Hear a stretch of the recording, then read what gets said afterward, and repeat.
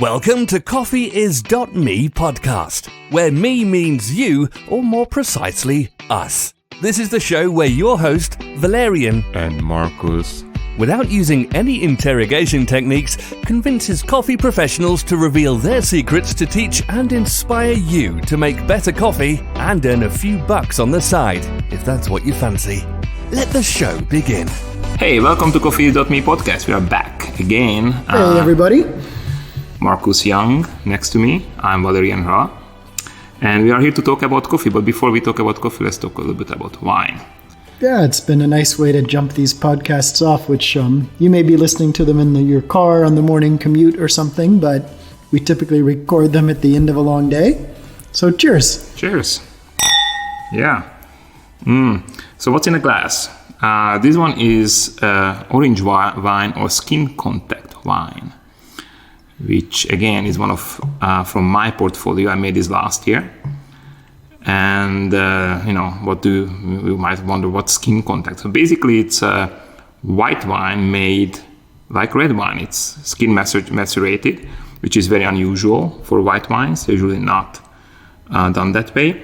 And as a result, you get this orange color and kind of like, what would you say the flavor is? Kind of like full, very tropical, right? Yeah, and for me, I really notice the impact on the mouthfeel of the wine. It picks up these buttery, sort of viscous, almost like thick and oily characteristics that you don't normally associate with kind of crisp and clean whites.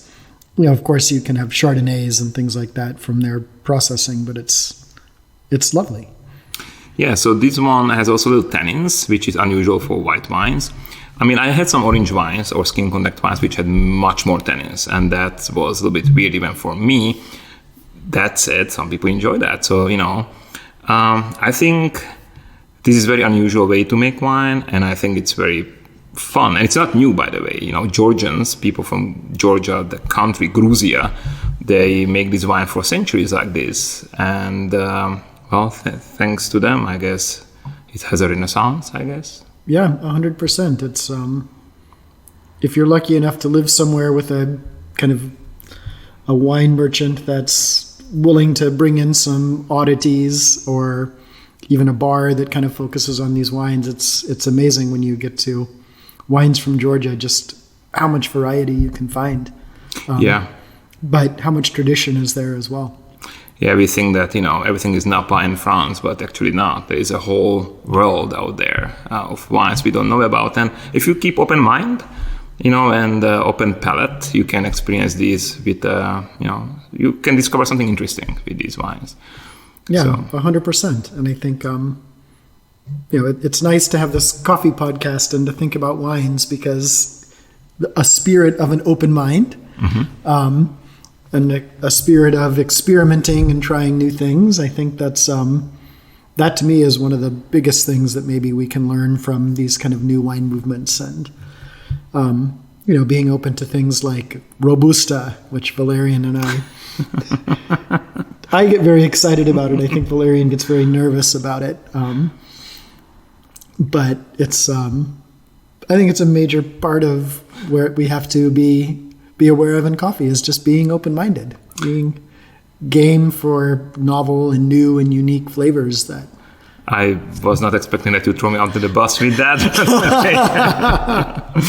All right, so the thing is that, with Robusta, for me, I just don't like it, and it's okay. By the way, this one is 100% natural wine, so there's no sulfites in it. And if you don't like this kind of stuff, that's okay. You don't have to like 100%. It, but have open mind about it and experience it. And I do try to find the Robusta for me. I just couldn't find it. I cannot go through that kind of rubbery taste. I'm sorry. So maybe one day you introduce me an interesting Robusta. Yeah, we keep trying to find them. I always keep cultivating clients and friends, and I'm learning about Robusta myself. I always like to be humbled by things that I don't understand, and Robusta is the great humbler in my mind. So before we move on, let me throw somebody else under the bus. So I talked to Noel Diaz. We had a wine for his wine last time, the Purity wines. And it's interesting that he hates lightly roasted coffee. He thinks they're acidic. he thinks that they are kind of acidic. And yet he produces some quite tangy, one might even say sour, right, flavors of ferment in some of his wines. Right, I totally agree. And it was interesting that, I think that acidity is much more intense on a wine than on a coffee. Yet he will be okay with a wine and not okay in a coffee. So that's kind of interesting flavor experience for me, that how people are sensitive in one group about, let's say acidity, and another group they go like, oh no, totally it's fine, I tolerate that. That's a normal part of the thing, right? And it's expectations, and what do you expect from something that's so familiar and so ubiquitous as coffee, and clearly how you think about balance. Balance is for me the word. I love the balance of the things. The key. But expectations I hate, because when you expect something, then you already judge it, right? You're already giving it kind of like a notion that this should be like that. And I think that... Yeah, let me clear my throat. Robusta! Second. I think we're going to have a special Robusta episode. We have to find a guest maybe to talk about with us. We did have a Robusta episode. We had, oh my gosh, the guy will kill me now.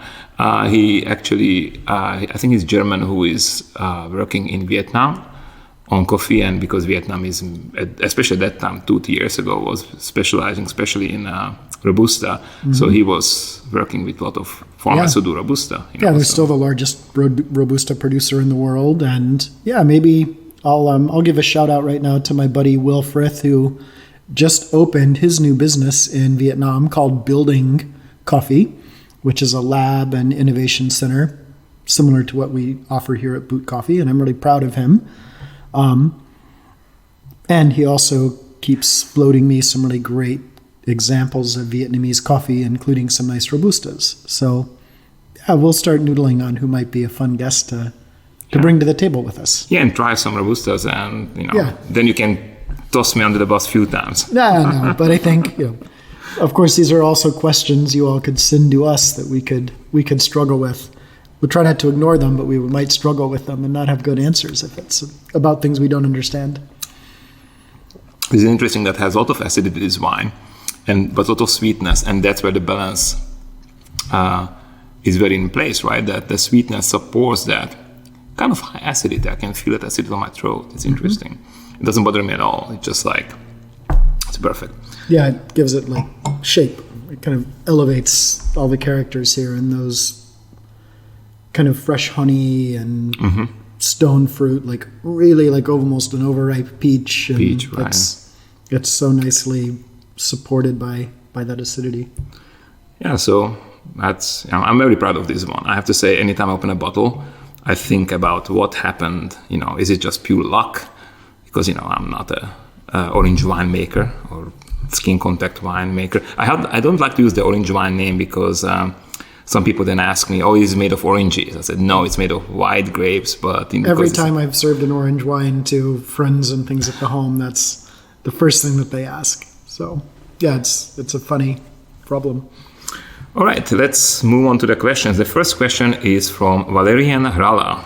Oh. No, I want, there's something to settle. I have to say, I was thinking about this for a long time, but I think it's time to settle this because, it bothers me. So what size of a coffee roaster you should buy? This is one of the most common questions you guys ask us. You started a business, what size shall you buy? And usually I refer you to my article on coffeecourses.com. And the article is called something like "Do Not Get Burned with Buying a Small Roaster," something like that. And not long ago I saw, I think it's a reaction to that article because the name of the video is very similar, just twisted a little bit. And it's kind of in a pretty, I think, crappy way, this article. So I just want to tell you that I wrote this article based on my experiences as a person who is in the coffee industry for a few years, and I made many mistakes. So I basically named those mistakes, and especially they came with purchasing a small roaster. But I will have a buddy Marcus here, and I want to discuss, what size of a roaster should a new company buy. Yeah, and I've read both of the articles, and I know you, of course, very well, Valerian, and I also know, I'm just going to name names because I'm transparent here, but I know Steve a little bit, and I know a lot of the team at Mill City Roasters, which Steve owns, and I see valid points to both of your approaches, and I think your very pragmatic recommendation based on personal experiences doesn't stray too far from what I would typically recommend with buying a roaster. Trust us, everybody. We'll get to the details here in just a minute. But, I can also see Steve's point of view, which I think, from Mill City's point of view, can kind of be summed up as a proof of concept. Purchasing maybe a machine that is very small, that is maybe too small for you to really grow and scale with in a meaningful way to create a business, but having a training platform, a practice platform. Right. So, I can see value there as well. No, totally, yeah. So, what size roaster to buy? Should I just answer how I would answer this, Valerian? Go for it, and I do the follow up. I'm curious. We never talked about this. We haven't. I will say that I think most of the folks that ask this question of me typically have their sights set on a roaster that I would consider to be too small. Mm-hmm. And usually I just start running some basic math with them based on the experiences of seeing Question Coffee grow, the experiences of seeing Central City Coffee, the two companies that I was involved with the launching of. And starting with too small of a roaster can be really frustrating. So I think a business owner really needs to take a long, hard look at their goals, at their business plan, at what their financial model looks like with their realistic goals for 1 year, 2 years, 5 years, and purchase a roaster that they can live with for that period of time. Usually that means something on the scale of 10 kilos or bigger, maybe even 15 kilos. And I come to that number because when I think of a wholesale roasting company or a roasting company supplying coffee for their own cafes, in the US, your wholesale clients could range in volume from 20 pounds a week at the small side, sort of a mom and pop cafe, not super busy, but maybe really integral to a neighborhood, all the way up to 200 to 300 pounds per week. Yeah. So you start doing the math and thinking, okay, so those are some of my sales. I have my website. I have direct-to-consumer sales, maybe through my own tasting room or my own cafes. I have some bakeries and restaurants that are buying coffee at 15, 20, 40 pounds a week. Boy, you don't need to get too many of those customers before suddenly you're looking at 1,000 pounds a week that you need to accommodate roasting. And if you're roasting 20 pounds per batch, you can safely produce 3 batches an hour. Do the math and it tells you how much time you're spending in front of the roasting machine. And for most entrepreneurs, I think their time with a new company is well spent in front of a roaster, honing their craft and really keeping an eye on the product. But their time is probably equally well spent out in the community, talking to customers, exactly, yeah. Purchasing, media and advertising and promoting their product. So I think that's the risk of going too small. And I saw that with a friend's company that started off in Portland and was roasting some beautiful coffees, and they ended up having to buy, I think, 3 roasters in like 18 months as they just kept exceeding their sales goals. It's a good problem to have. It's a major distraction when you're trying to sell a roaster. I'm going to be the devil's advocate to my own answer, which is that, it's not the end of the world if you need to sell and scale up your roaster, because there's a dynamic marketplace out there for used roasting equipment. Yeah. Again, it's a distraction and it takes time and effort to sell that and to decommission the roaster and to install a new one. But you usually don't get hung out to dry on the value of the equipment. It holds its value quite well.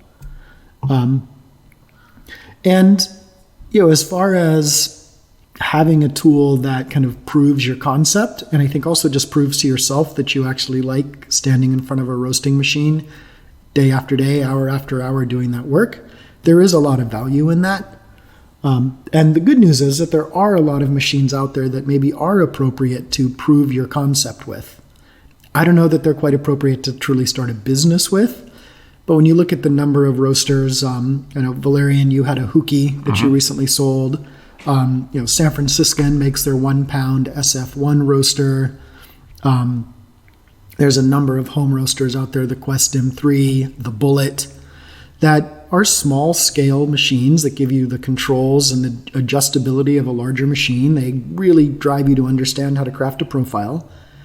And maybe most importantly, when you outgrow those, they can serve continued utility in your company as a small, maybe rudimentary sample roaster, as a lab roaster, as a tool for roasting kind of those boutique higher end coffees. Okay. I get it all, and I think I agree with you in most of these things. My point was, I think, one of the things which I love about the coffee industry today, or since I'm working in it, is the camaraderie and, things that in most cases, when we disagree, we still learn from each other, and we respect each other's opinion. 100%. I don't think this video was done that way. So it was like, for me, it was like all gloomy and sad. I am doing videos in Slovak language for many years. And I got a lot of horrible, trolls. So I have a scheme for that. It's just a little bit sad because I think that City does have a name in the industry, So it was I annoying, maybe, I would say. Yeah. And maybe my impression of it was a little more different, as I saw it as Midwestern earnestness, not as anything divisive. And, I saw it as just a counterpoint to the conversation. Okay, so that said, when it comes to proving a concept, well, it depends how much money and time you have. I think if you want to start a business, you probably will leave some other job. And if you don't, you're just toying around, not starting a business.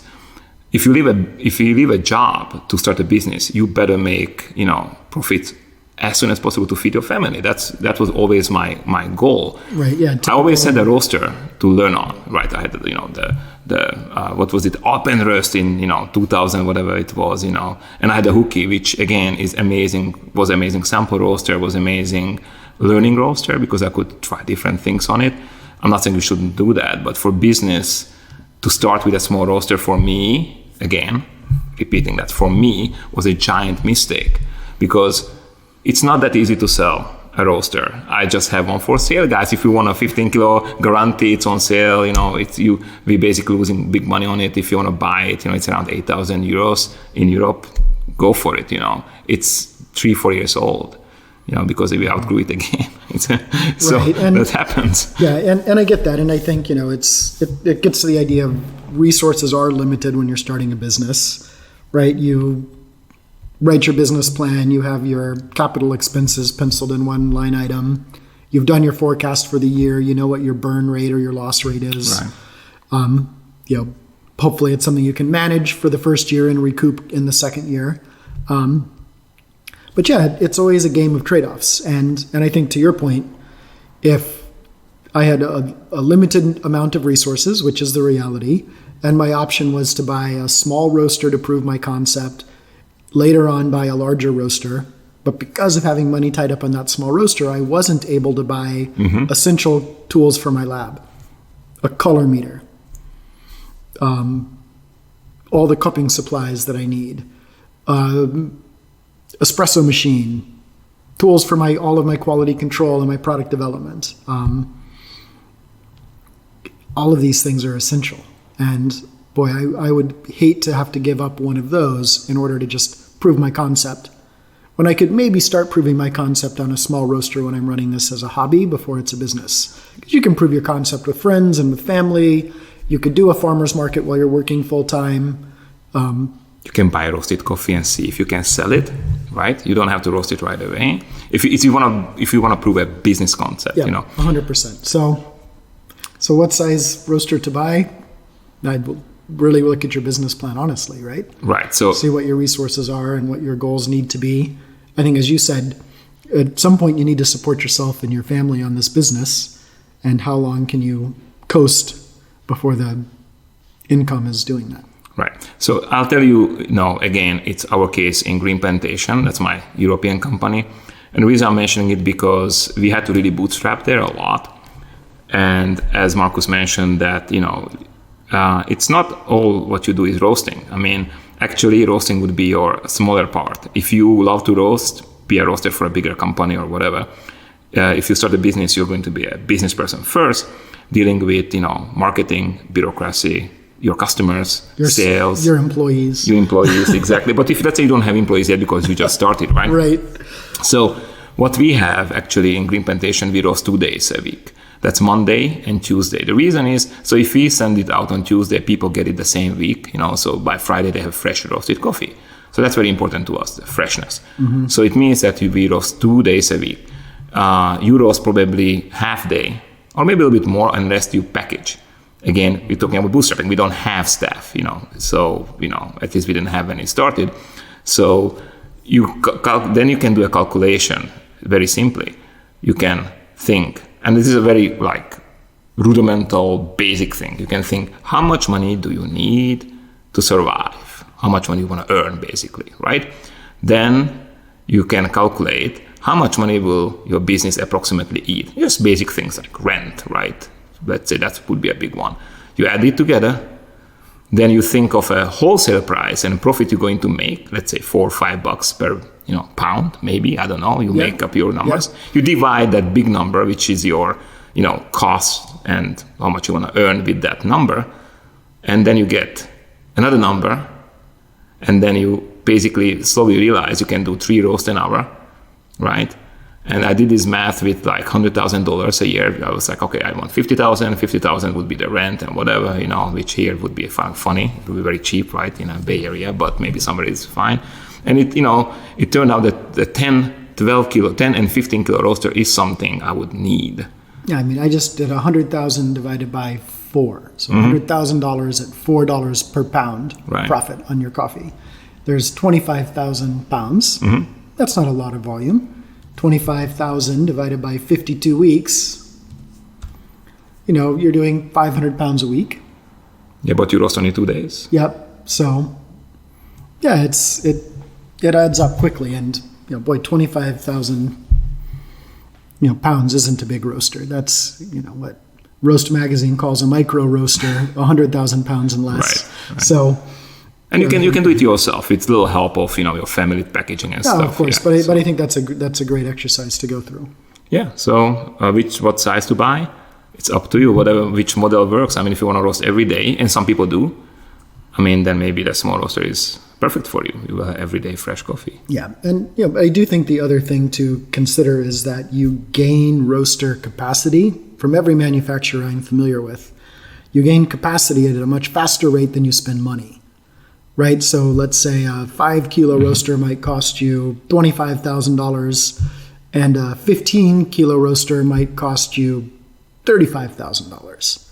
So you're tripling your capacity, but only spending $10,000 more. And many roasters are pretty cool, so they let you roast, if it's a 15 kilo roaster. Actually, our 15 kilo guarantee, we like to roast anything between 6 to 10 kilos. We actually don't like to put any more into that. So. Right, and at 6 kilos, if you're not able to sell 6 kilos of coffee, then your business isn't working. That's the other way to think about the numbers. Yeah, that's the other thing.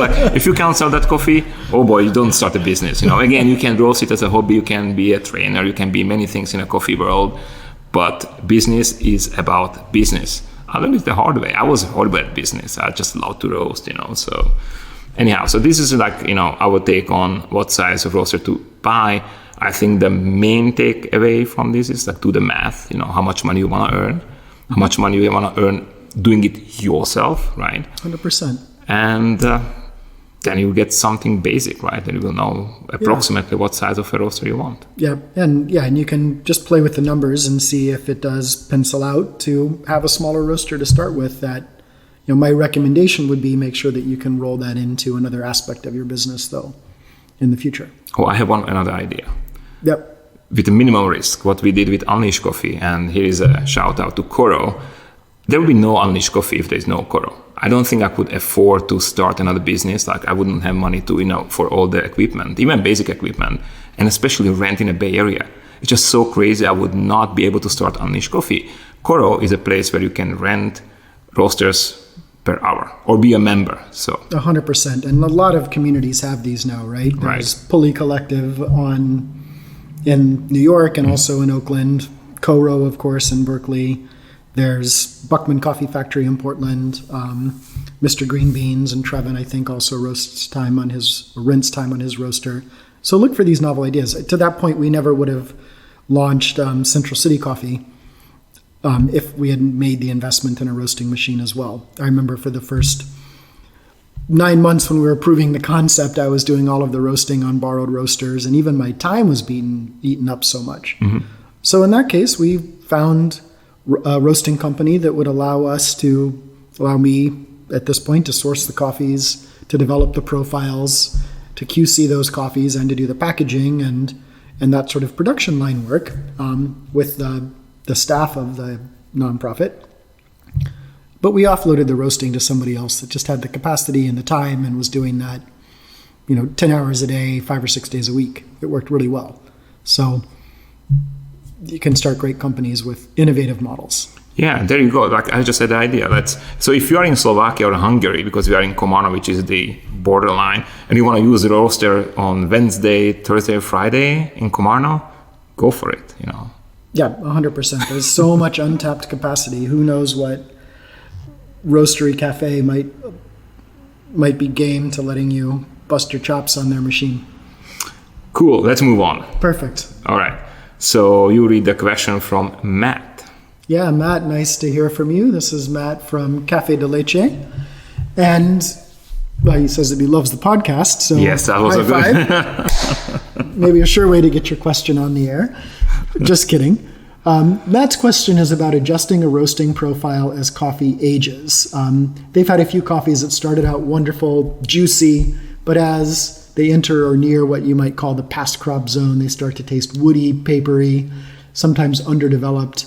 And he's just seeking for advice on how to adjust those profiles. I think this is a great question. I do want to just have a little bit of a primer of, when we talk about past crop, it might be different than when we talk about aged coffees or coffees that taste aged. There's coffees from certain areas that hold up incredibly well and may actually taste better a year after they're harvested when quote unquote fresh coffees are coming available. And I like that Matt's very specific because he describes kind of an old coffee really well. When it starts picking up woody, papery, we use that term baggy sometimes. That's when you're getting those off flavors in coffees that are old. So I just wanted to start with that observation. And yeah, what do you do with them? Do you just roast them dark and do cold brew with them? I don't know. Valerian, what do you think? Okay, so first of all, hey Matt, it's nice to hear from you. You were a great guest when host. I was the guest. You were a great host when I was in LA. And you know what he does? Together with his wife Anya, he makes his kids listen to this podcast in a car. They're trapped. They can't escape. So I apologize to his kids for suffering through this podcast. But is that how we're going to grow the coffee industry with the youth these days? Is just trap them in a car with the podcast. Right. It's like, you listen to this. Well, you can do a few things with that. And it's, as I can see that you bought those coffees new, and that's very cool. You bought them fresh and they aged in your warehouse. So, one you can do is, if they're not too baggy, if you're not too aged, try to make espresso. Put it in an espresso blend in 80-20, like 80 baggy coffee, 20 non-baggy coffee. Is it still too baggy? Change the ratio. Yeah, let me back you up just a little bit because I think, blending, of course, is a perfect use for some of these coffees, and and these might be coffees that you purchase that are already going into a blend. Mm-hmm. A company that I once worked for This was exactly a problem we would have. A major component of our blend was a coffee from one region, let's just say Tanzania, like 50%. And boy, when the new coffee arrived, if we were just to swap in that new coffee for the older coffee, yeah, the blend would get better, but also that change would be so cut and dry, all the customers would notice and complain, or some set of customers would. So, in that case, it was exactly as you're describing, Valerian. We would weave the coffees together. We would introduce 20% of the new coffee for a couple of weeks, then go 50-50, then 80-20 until we were finally out of the old coffee and we had seamlessly transitioned into the new coffee. I think Caffè Dolce has, I don't know if they do wholesale, but because they have a Gießen, 6 kilo Gießen, and they have 2 cafes. So I think if there's not too much of it, obviously, if you have too much of it, boy, you better learn how to purchase coffee. But if you eat just a little bit of it, just, I would incorporate it in an espresso blend. 95% of people drink espressos with milk, so. Yeah, so it could be hidden there. Right. Yep. That said, don't buy past crop coffee on sale and use it in your cafes. I'm just saying what to do with the coffee once you, Right. Yeah, and I think everybody does end up with old coffees at some point, right? You book all of this coffee if you do have a wholesale business and you lose a customer, right? Or you book this coffee with the anticipation of a huge new account coming on and that doesn't materialize.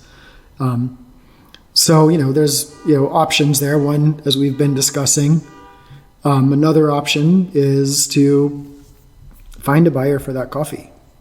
You're right. Talk to your importer, talk to your network. There are companies out there that will buy that coffee. It'll be at a loss to you, maybe a significant loss, but you'll be able to unload it. You won't be sitting on that inventory. It won't be in your position. That could be an option. Right. Probably a less than ideal option. And Matt, I think, reading your question, we're dancing around what you want, which is, what the heck do I do with this coffee in my roaster to maximize what's left in the coffee, since some of that vibrant, juicy, those wonderful qualities have started to fade. Am I right, Valerian? Do you read this the same way? Yeah. I mean, you want to basically make a dead cat alive. Or right, dead horse right. alive. I like cats, so I like horses anyway. So you want to make something dead alive. So your zombie coffee. Coffee. But no, I mean, all joking aside, I think there's a few approaches to this. One, you could always, as you first notice it starting to fade, roll that into maybe a darker roast, something where you are caramelizing the sugars a little more, the acids aren't quite as important, and it can become your French roast or whatever your dark roast is. Rolling it into a blend is an option, as we already discussed.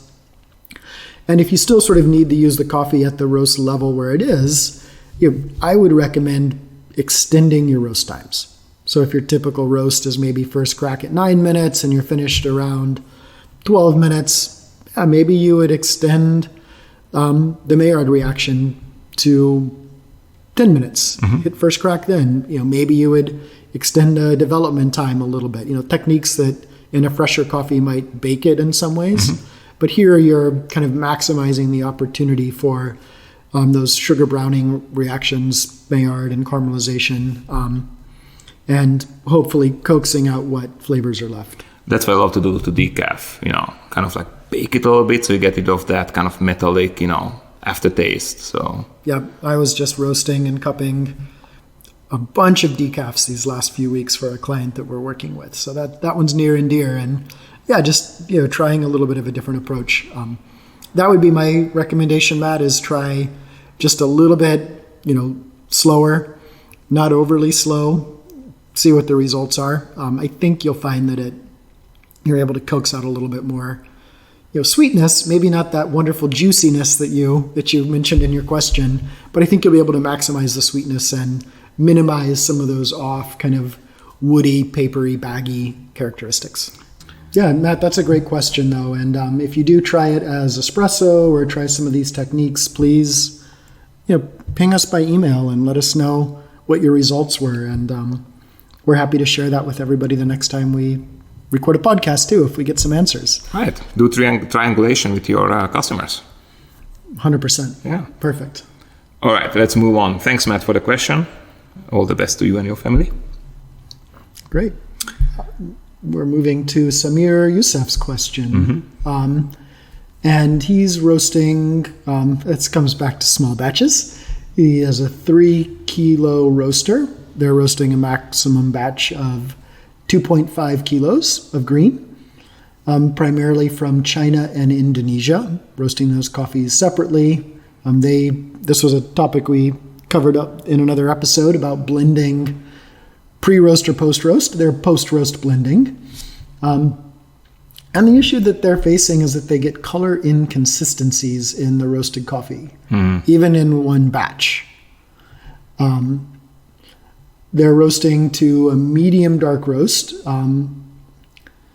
Basically, they are dropping the roasted batch immediately after the end of first crack. I would call that a medium roast, but that's why these terms don't really have much, we don't have firm definitions. And he's just looking for help in how to get color consistency. And boy, this is a hard question for a few reasons. I feel, for one, we don't have quite enough information to really answer this question. I would want to physically take a look at this green coffee. I would be very curious what the moisture content is. Exactly. What the water activity and storage conditions are. How is this coffee produced and processed? Are these wet hold coffees, the Giling Batash coffees that are so common in Indonesia? What about the coffees in China? Because all of those things can yield some inconsistencies. And I would also like to see the roasted sample, because I wonder if the inconsistencies are just high incidence of Quakers that are coming through, exactly. as opposed to sort of bean by bean inconsistency. Even I wonder, do the inconsistencies mean that each bean looks unique, or is there some color inconsistency even within one bean? Right. Which could be indicative of tipping or facing, if you're kind of entering first crack, particularly with too much momentum. So, Samir, I wish that I had an answer, but I just end up with more questions. I think one thing that I would take a look at is, carefully review, and you can find these standards in the SCA. You could also, of course, just Google Quakers, just to make sure that what we're talking about aren't just Quakers. The SCA is very unforgiving of Quakers. They don't allow any of them. However, they are fairly easy to sort out of your coffee by hand, because they do stand out so sharply. And if they're not Quakers, if you are in fact seeing inconsistencies, I wonder how the coffee tastes. Does it sort of taste otherwise like a fresh, lively, well-roasted medium coffee, but with some hints of ashiness or smokiness? And when you look at the beans, is the color inconsistencies primarily concentrated at the tips of the bean, like where the embryo is, where you would see tipping? Is it along the center cut where you would see kind of that widespread facing, that widespread tipping, which we call facing? Because that would tell us more. If it is tipping, I would say try a lower gas approach. I don't know what your roasting style is, but if you're starting out with, kind of high gas and then stepping down as you approach first crack, you might be storing a lot of energy in that coffee and having kind of an explosive first crack that could lead to that. Especially often with Indonesian coffees, and what little experience I've had with Chinese coffees, they sometimes are slightly lower density. I often approach those coffees not unlike some Brazils, where it really is kind of a moderate gas from beginning all the way into first crack, so that I get a nice controlled crack, but not anything so explosive that leads to that tipping. Yeah, so these would be roasting mistakes, but there might be the processing mistake, which I'm fighting with Unleashed Coffee. And that means that, if you look close to the roasted bean, it's a bit like patches on it. There are some parts which are better roasted, some parts which look like lighter. And this disappears when you go to dark roast. They're all even. But before that, they, especially light roast and light medium roast, are kind of like, pure discoloration. When it comes to flavor and let's say storage time, it's all okay. So we don't have issues with that, but the look is not the best. And we think it's the processing. There is some parts which were not dry properly. This is sun-dry natural. Yeah, it seems, to me, that this sounds like it would be a drying issue, right? Do you see like smaller, more pale spots on the green coffee on your example, Valerian? And the same question to you, Samir.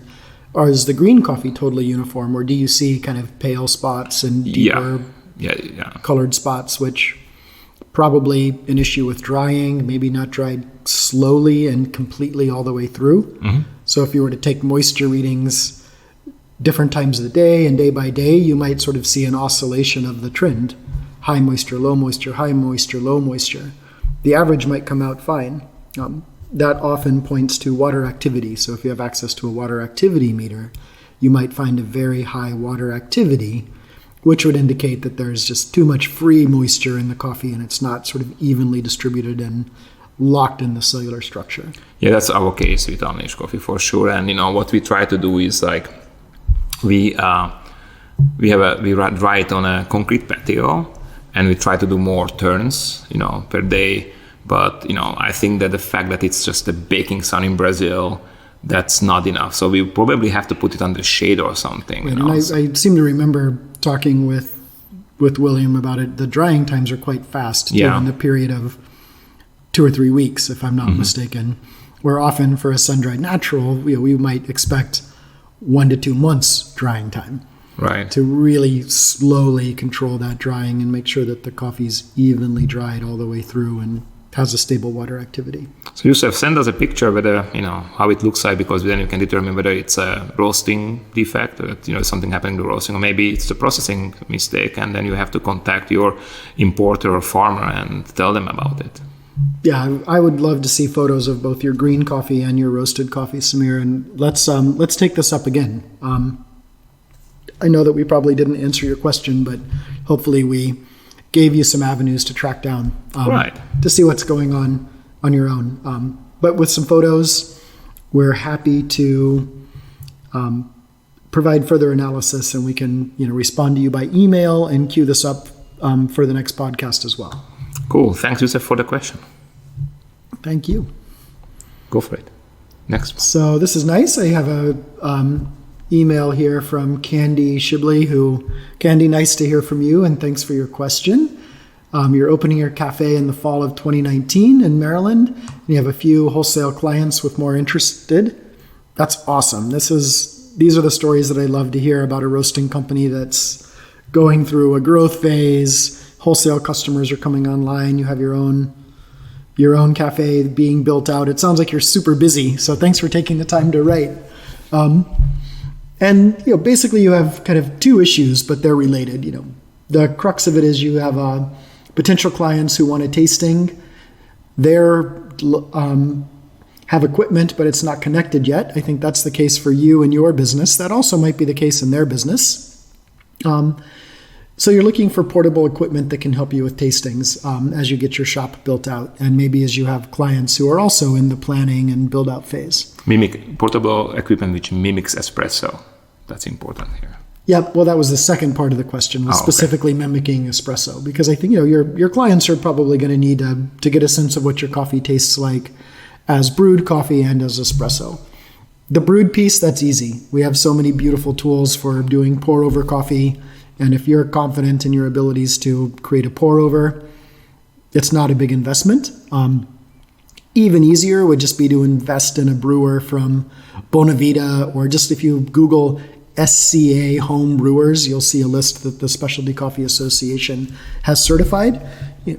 You can spend from, I think, $100 to $1,000 probably on these tools, but that way you can get a nice solid brewer that'll brew a consistent, delicious cup of coffee. The other investment would be in some sort of a grinder so that you can grind that coffee fresh. When you do these demos of brewed coffee, demonstrate that as being a key component of coffee quality to your future accounts. So the tricky one, though, is mimicking this espresso. Espresso or espresso? Oh, if you're in a hurry, espresso. No, espresso, Sorry, of course. it's just I mean, unless you live somewhere in the Old West along the Pony Express route where you can have your Pony Espresso. No, It should be Pony Espresso. I just saw like a very funny joke about a cat jumping out, and it's like after I had my first, and it was espresso, which ruined it for me. I was like, no, just learn how to spell it, man. I would even share that. It was so funny. Oh no. So it's espresso, not espresso.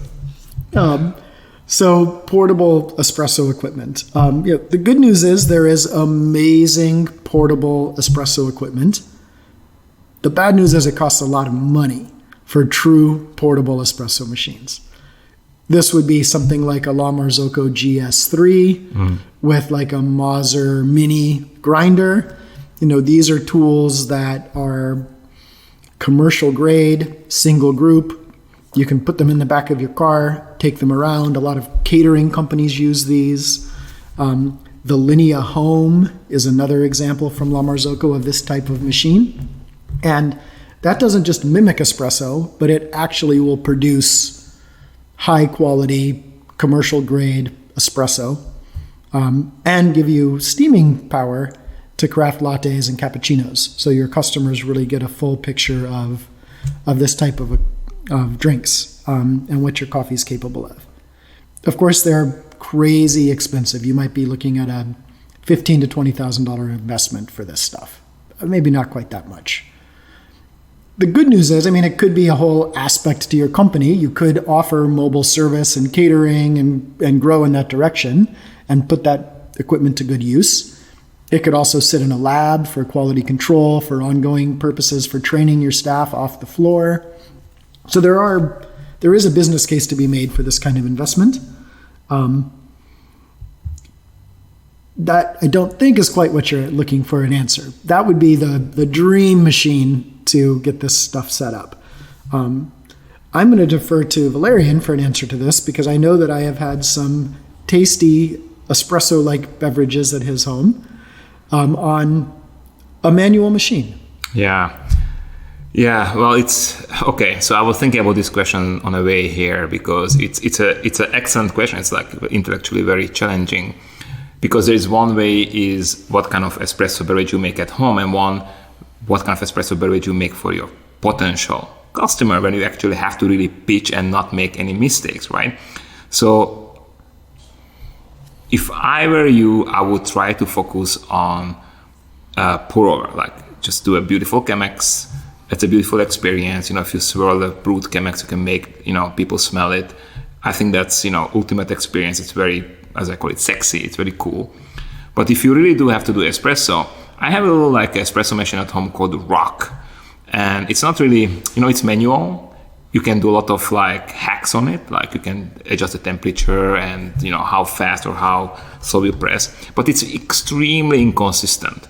So I don't know if I would recommend that to take to let's say a meeting with a potential customer, because you will lose your mind. Sometimes, let's say the fifth shot is the one which I would kind of enjoy.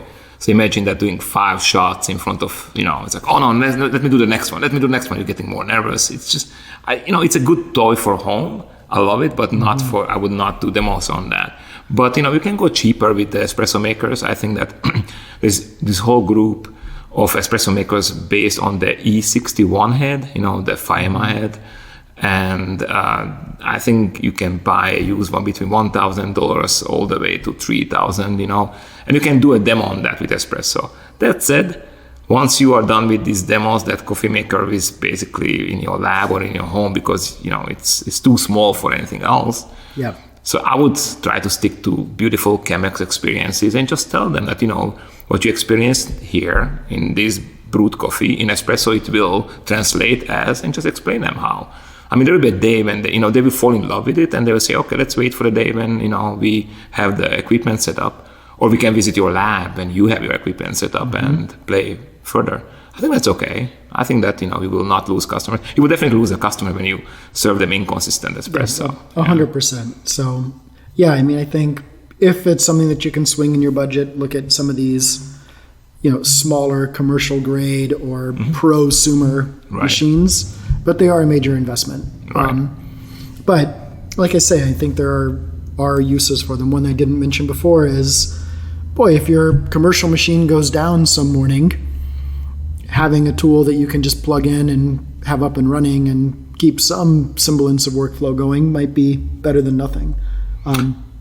But yeah, I think if a true commercial espresso machine for demos isn't part of your plan, isn't in the cards right now from a budget standpoint, just showcase your coffee as a filtered drip pour over as beautifully as you can. Right. And that's going to wow people with your confidence in that and your ability to talk about your coffee as espresso. That's going to be the best. Yeah, and don't mimic. I when I was reading mimic, I was like, oof, because some people think that AeroPress can mimic espresso, which is Right. no. You have these little things.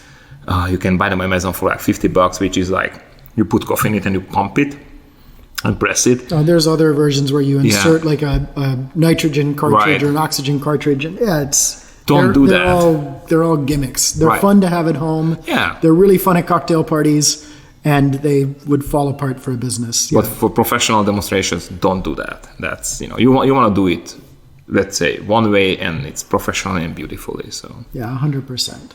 good luck, Andy. Very cool. Yeah, Candy, I'm excited to hear how it goes. So keep in touch with us about how this evolves. And we have another question from our neighbor here in Fairfax, from Dan Gorman at Punto Fino Coffee. You, Fairfax. All right, Dan. I'm excited that we keep hearing from you, and I hope you come back to the lab and see us again soon. And one is, if you wanted to donate a portion of your coffee business profits to coffee producers in need, how would you do it? And boy, that's $1 million question, right? And I think it's a really important question to ask. I think things that make me uncomfortable is this idea of donate and this word in need, because it sort of implies this charity. I always like to think of the producers that we work with as partners in the success of our business, and how can I share in the profits of their coffees back to them. I think either way, though, there's great examples of this. There's always just crowdfunding and engaging with your local community and talking to your importer that you're sourcing this coffee from, finding out what the needs are on the ground, getting to know those farmers personally. One example, Sisters Coffee, Jessie, they're one of the owners and buyers.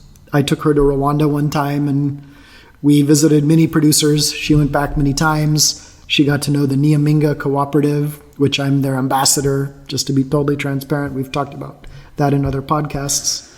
And Nyaminga needed a well. They needed some way to pump water, not even a well. They needed a pump to move water half a kilometer. And, she was able to kind of put together a plan with her local community and with crowdfunding and with a donation from bags where they funded this directly. That wouldn't have happened without an importer like Sustainable Harvest that could help manage the funds and see the project to fruition. So, I think it's the kind of question that starts with talking with your suppliers and your importers, understanding where there is a need, and if they have the ability to funnel those funds back to the producer in a meaningful way. I always think that the coolest way would be just to sell a cup of coffee for some oddball amount. My wife, Devora, who's with Equator, she and I talk about this all the time. It's like, what if you charged $3.09 for a cup of coffee? And everybody would be like, why is it $3.09? That's crazy. And the answer is, well, that 9 cents could go right back to coffee producers and go right back to the farmers who grew that coffee. Right? What a cool opportunity. Mm-hmm. But again, it takes a very creative partner with boots on the ground in the producing country to pull that off. So I think knowing your importers, talking to your suppliers, seeing what the needs are, and seeing if there's a mechanism to get funds back is really important. Or, buy coffee from Unleash Coffee. I know I'm pitching myself, but, come on. There must be other companies like us. And if you buy coffee from companies like this, basically it's sold by the farmer. I'm sure that there's other Brazilian farmers selling coffee in the United States. Yeah, I think we have Our Coffees. Right, It's in Walnut right. Creek, and yeah, they're green coffee suppliers. suppliers or growers. I think they are just buying from other Yeah, farmers. they're growers. Oh, they're growers. Okay, yeah, cool. yeah. No. The family that lives in Walnut Creek, it's the daughter of the farmer and her husband. Okay. And they've built an office here representing that coffee, and he might be buying from others there. And I'm sure that there's like, other companies like that. Just look for them. And, We just had Snap Coffees visit the lab last week. They're an Ethiopian-based company. My dear friend Ebenezer, who is a great cupper and coffee professional, Ebenezer Afsa, and based in Addis, he's their quality manager. He was here with Nagusi, who owns the company. There's just a direct trade opportunity right there. And Monarch Coffee, right? Of course, the guys yeah. from Hawaii, Greg Still, and making their amazing geishas. Mm-hmm. So, there are opportunities like that. But for whatever reason, and now people will hate me, we prefer to put sad pictures of the farmers on our products. that's what the in need made me uncomfortable with this question. Yes. Because I think there are a lot of needs at origin. But I think we should be celebrating them as our business partners, not as somebody who's Right. in need of a handout. You have to realize, coffee farming is like another business, and it's a very tough business. But any farming is a tough business. So, just if you can buy directly from the farmer, I think that would be the best, right? Yeah, it's a start. Yeah, it's good. Yeah, so it is tough. There's lots of mechanisms that have gone out there. I think one of the best ways to support the industry as a whole is World Coffee Research has a whole mechanism where you can, through an importer, donate some cents per pound of coffee that you purchase, and that goes directly to World Coffee Research. Mm-hmm. It's not helping an individual farmer in need. It's collectively helping the coffee industry survive, because it's helping to fund variety and multi-location trials for agronomy practices. It's helping to fund seed bank research and identifying new varieties and new species. I think if it's truly like a donation type, donating profits, World Coffee Research is probably the best money spent right now. Seasonality. Yes, seasonality in coffee. This gets back to that other question about past crop coffees, right? I think, there's seasonality when coffees are harvested. You can just Google coffee harvest charts and you'll find them that have been produced by Cafe Imports, by, I think Royal Coffee has one. So there's lots of charts out there that show when the harvest periods are for coffee. I think a key to be aware of is that after the coffee is harvested and processed, it's going to be dried, which could take 1 week to 2 months. After drying, the coffee will go into a period of reposo, which could be 3 weeks to 2 months, where the coffee is kind of rested and homogenized before it's ever ready to be exported and imported and available for you to buy as a roaster here. So there might very well be a 3 to 6 month window from the harvest period. So it's the kind of thing I would just talk with importers. Right. And ask, trust your importer as a valuable partner in this business. They're more than a middleman. I mean, despite the fact that there's one importer out there that has a great shirt that says "We are the middlemen," and it makes me so happy. I don't remember who it is, but they provide a lot of valuable services. And one is they're managing their inventory, especially if you're small and buying spot coffees, in such a way that they don't want to sit on old coffee either. Mm-hmm. So they should be able to tell you when that coffee harvest was, when that coffee shipped, when it arrived, how long it's been in the warehouse, how much is available. I mean, boy, if I just pull up the offer sheets from Sustainable Harvest, from Traboca, from Royal Coffee, all of this information is listed there. Right. And the truth in a world faced with global warming and climate change is that when is a coffee harvest? I don't know. The harvest times in most countries are much less predictable now than they were in the past. That's true too. So it's a great question. It's just one with a complicated answer. Both of your questions, Dan, are for me, hard to answer. Your first question about how to donate or how to share in your success with coffee producers is perhaps the most fundamental question that we all need to find a way to answer. Yeah, I love the Deborah's idea. If there's any way to kind of like add that value to the everyday beverage, that would make a freaking giant difference and put it back to the farmer's pockets. When you think about a farmer or a green coffee that you're buying for $3 a pound, what the farmer earned for that is something far less. And so when you start thinking about, wow, if we can capture 5 cents per cup of coffee that we sell and you get 20 cents per pound or 20 cups per pound, there's $1 more per pound of roasted coffee going back to a farmer. That's a massive impact. I like that he thinks about this, because I have to say that with Unleashed Coffee, I was surprised how much people don't care, that this comes directly from the farmer, and and I'm talking about consumers, and they still ask me, is it fair trade?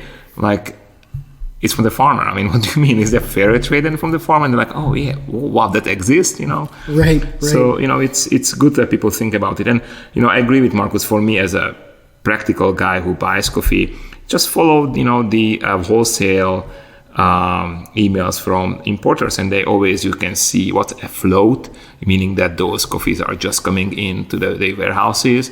And I guess you buying coffee from the importers, you are not big enough, or I don't know. But if you are, then, importers are pretty honest about this. So you 100%. Can see. And boy, when I was a trader for a coffee importing company, my very favorite customers, big or small, if you were just buying 1 bag or if you were buying 300 bags, was somebody that I could call and say, hey, you know what? We have a container that is about to leave Mombasa. Are you interested in securing some bags on that and getting a contract for that? I can send you a pre-shipped sample. That's awesome, because even the smallest roasters could play in that and be guaranteed the freshest coffee as soon as it landed. And of course, the big cats that wanted to buy a container load. So good questions, Dan. And our final question, this comes from Rudy Altamirano from Luwak Coffee in Tijuana, Mexico. Luwak? Yeah. And I had a chance to meet Rudy at the Los Angeles Coffee Fest a few weeks ago, which was awesome. It's been a long time since I've stood at a booth at a trade show and met our customers and former students and clients of Boot Coffee and talked to people who could be future clients. So Rudy, thanks for coming by and introducing yourself. We haven't known each other or worked together, but it's always cool to hear folks who are roasting coffee and working in coffee in a producing country. And your question has to do with drum speed, the drying phase versus Maillard after first crack. When do you vary drum speed? How much do you vary it by? Why would you want to vary drum speed? And as we talked about, on our call, it's a really hard question. Different roasters will respond very differently to drum speed adjustments. Frankly, I have experience on quite a few roasting machines, but not enough to be able to speak knowledgeably about this, other than to say, I never adjust drum speed in my roasts. Oof, I was just wondering that, if you tell me that it's important, I was like, I never do it either. I'm not such a loser now. It's like, for me, the number one goal is, can I produce coffee that I'm really happy with by manipulating my fuel? Mm-hmm. What's my gas level at what times during the roast? Am I hitting my milestones, my sensory milestones when I expect? And is my coffee coming out tasting great? Once I can do that and do that repeatedly, I might start manipulating airflow. I might try higher airflow in the beginning, lower airflow at the end, or overall high versus overall low airflow, just to see what the impact is, and then, again, make some decisions on how I'm going to roast my coffee. You can even find, we did a blog post on pressure profiling, which is Gießen speak for airflow, based on some experiments we did with a slightly past crop Guatemalan coffee. This trend keeps coming back. And also fresh Ethiopian coffee. And basically the results were inconsistent with airflow adjustments. In some cases, it made improvements, in others, it didn't. For some cuppers, the coffee improved. For other cuppers, it didn't. So starting with fuel, moving to airflow, if you have variable speed drum, that would be like the third element that I would start tinkering with once I really understood the impact of those two more major kind of meta adjustments. So yeah, I mean, it's interesting. I think on most roasters, maybe not all, slower drum speed probably means more conduction, maybe more browning on the surface of the bean, less penetration of heat inside. Faster drum speed, coffee's in the air more often. You end up with more convection, penetrating the bean deeper perhaps. I don't think that translates from roaster to roaster. I wonder about roaster construction, single wall versus double wall. How powerful is the burner? Yeah, there's so many factors that come into play. So I think it's a cool thing to tinker with. I don't know that it's something that I would mess with. Yeah, there's only one reason why I would mess with it. And when I roast cocoa, the roasting cocoa is much slower process. So I want to kind of lower the speed of the drum as much as I can. But 100%. That's not coffee, right? That's, again, a very different reason. Yeah, and boy, imagine people that are malting grains in these machines and things. So, yeah, so I think it's a great question. And I love the spirit of kind of experimentation and innovation. Right. But I think that the answer is too wide open. And I might be mistaken, and I don't know, we'll have to ask, but Mark Michelson, who's the roaster at Onyx Coffee Labs in Arkansas, he was the U.S. roaster champ. He and I spent, I think 2 years ago, some time together at our lab as he was preparing for the world competition. The world competition has traditionally used Gießen 6-kilo roasters, which we have here. So those machines combined with our expertise, we often see these competitors come through. And if I'm not mistaken, when Mark went to compete in the Worlds, he stepped up to the machine, he had his profile defined, he was ready to start roasting. And things were just behaving very differently in the roaster. I think, Mark, you can kill me if this isn't true, or you just call me and we'll correct it in the next episode. But I think that you stepped up to the machine, you started roasting, and the previous competitor had done something to change the drum speed so it wasn't set kind of at what you expected it to be. So even at that level, I think it's such a rare adjustment to make that people wouldn't think about revisiting that tool to baseline it once more. I don't know how advanced Rudy is when it comes to roasting, but I think I roasted around 20 years, and I'm still very careful to keep the variables to minimum. So, yes. The coffee itself, the green coffee, is so complex, and it's changing so much. So, if you put too many variables into it, it just messes you up, and all I'm a skeptic. If you tell me something, I want to try it, test it, and if it works, you're right, so I want to try it myself. I always was like that. I like to play with that. So imagine that you have all this information on forums.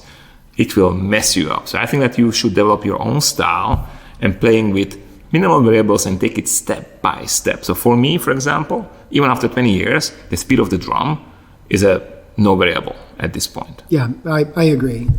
I'm constantly humbled by roasting, and exactly. And I think, boy, it's challenging enough to roast coffee to the same time and temperature and in roast color with hitting my milestones of yellowing and first crack and development times consistently. Why would I want to complicate that if I can make great tasting coffee? I'd be happy to be proven wrong, and I like tinkering with these things and playing it. But, boy, when I'm faced with standing in front of a roaster and producing 10 batches of the same coffee that all tastes consistent, give me a profile where I maybe have 3 gas adjustments and that's it. Maybe on the complex end, it would be 6 gas adjustments and 2 airflow adjustments. Great, I can probably do that all day long. I can be a robot and duplicate that. You start adding drum speed and other complexities, and to me, that's just overwhelming. And that speaks to maybe my limited experience of, 10 years roasting. So, Oh, I will roast longer than you. I think so. Wow. Here is the thing. If you want more of Marcus, he is at the Boot Coffee Campus in San Rafael. There are some awesome courses. I attended a few of those, and it was pretty awesome. I attended with Willem, the Q grader. With you, I attended the sensory, specialty coffee sensory class, which I found impressive and inspired me to kind of learn more about tastes and how these things work in from a biological level, I would say. Yeah, like our own physiology, exactly. psychology. There are some books out there about that. So, maybe next time, if you don't get enough questions from you guys, I will bore you with this, like how this sensory really works, and we can talk about Q grading. Yeah, no, I think that could be great. It's, at the end of the day, all that we're doing is taking something that's inherently subjective and making it objective. Trying to make it objective. Exactly. And it's cool. There's a young woman, Umeko, who recently did a training class at Fellow, the coffee products company. They have a showroom in San Francisco. And she did a course that was all about kind of bringing the subjectivity back to coffee, I understand. So I keep meaning to call her. Hi, Umeko. I know you are often on social media.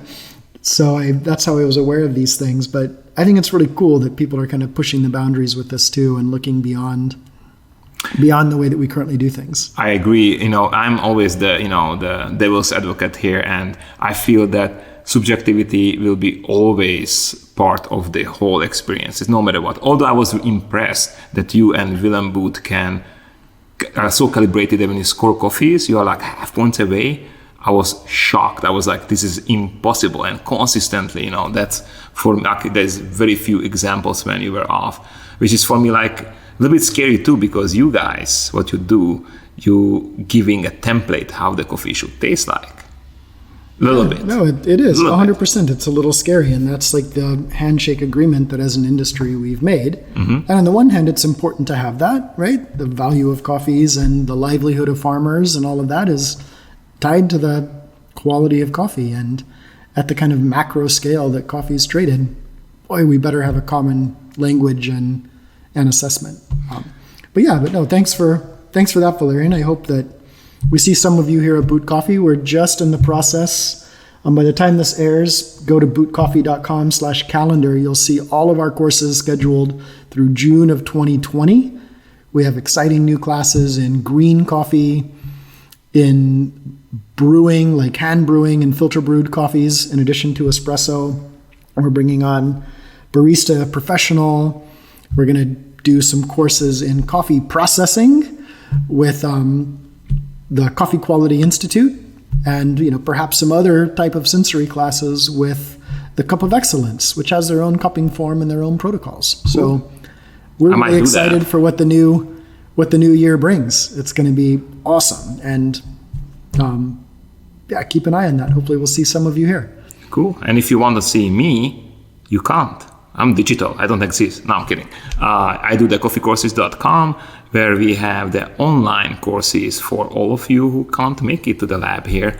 Again, starting from roasting to coffee quality evaluation. We have a barista course, and we are getting ready with a new course about Q grading. And it's not a Q grader course. You cannot make a Q grader course online, but it will really help you to get prepared for a Q. So check out coffeecourses.com too, and if you like it, just sign up, and you can write to me. Not see me, because I'm not there. I usually do the videos. But you'll answer. I will answer, yeah. No, it's cool. We're having a good time with this, folks. So send us your questions continually, and I feel like we threw a lot of questions back in your laps today, so that's kind of cool. It means that they're challenging really deep, kind of fundamental questions that are challenging us. That's really fun. And we don't know everything. I think that's the awesome part of this industry, that we have some ideas and you have some ideas, and we develop something better for our future generations. Totally. I think students are always disappointed on the first day of a live class with me when I sort of say that what I love about my work here as a trainer is that I get to share some things that I've learned, that other colleagues in the industry have shared with me. But the very best pieces is what I learn from my students, because every day is a new day and I'm hyper aware of what I don't know. So we want your questions and your thoughts. And let's call it a wrap. It's a wrap. Thanks, everybody. Bye.